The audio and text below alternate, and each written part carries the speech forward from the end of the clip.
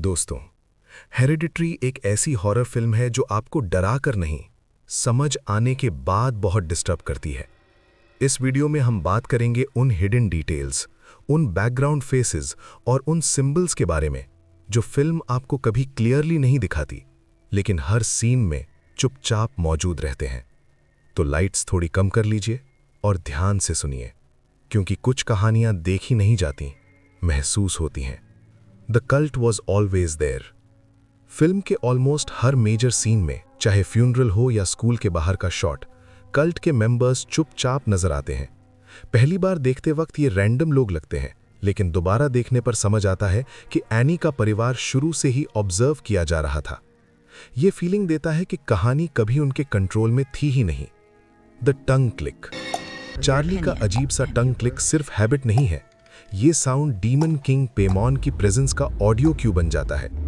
जैसे ही ये आवाज़ फिल्म के एंड में सुनाई देती है, ऑडियंस को बिना बताए ये हिंट मिल जाता है कि अब पेमॉन पूरी तरह से आ चुका है। क्या आपने नोटिस किया था कि ये साउंड कब कब रिपीट होता है? Miniature house mystery.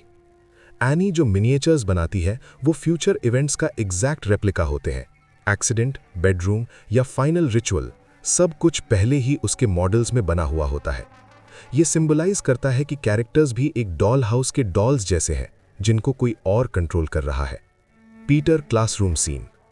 क्लासरूम में पीटर जो ड्रीम लाइक कन्फेशन बोलता है, वो सिर्फ गिल्ट नहीं दिखाता, ये एक्चुअली उस पोजेशन का अर्ली स्टेज है जहां उसकी आइडेंटिटी धीरे धीरे इरेज हो रही होती है। साइकोलॉजिकली ये साइकोलॉजिकल डिसोसिएशन और ट्रॉमा का क्लियर साइन है। Grandma bedroom is always locked. Alan का कमरा सिर्फ एक नॉर्मल बेडरूम नहीं था, वही जगह थी जहां रिचुअल्स परफॉर्म होते थे। उस कमरे का ज्यादा दिखाया ना जाना ऑडियंस को फॉल्स सेंस ऑफ सेफ्टी देता है, पर सच ये है कि घर का सबसे डेंजरस हिस्सा वही था। Everything is planned.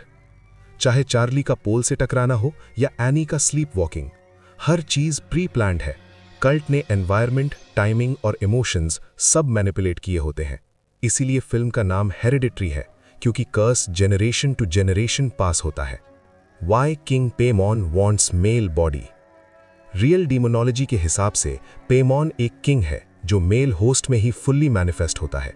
इसीलिए चार्ली सिर्फ टेम्पररी वेसल थी। पूरी मूवी का एंड गोल हमेशा पीटर था, बर्थ से ही।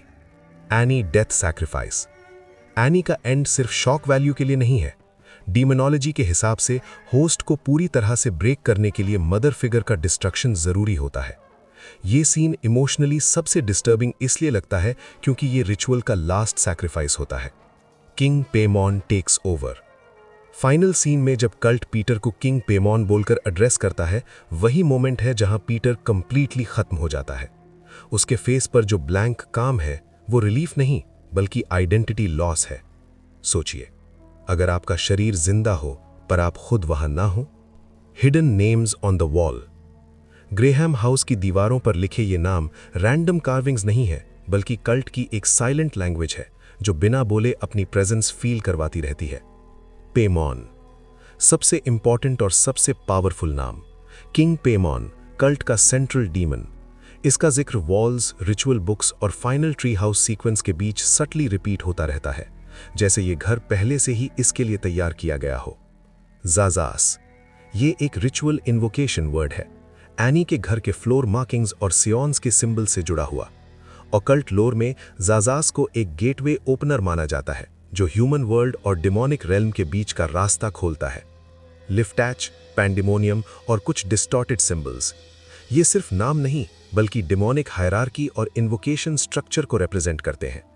इनका घर के अंधेरों में लो लाइट में छिपा रहना इस बात का हिंट देता है कि ग्रेहम फैमिली बिना जाने ही एक एक्टिव रिचुअल स्पेस के बीच रह रही थी।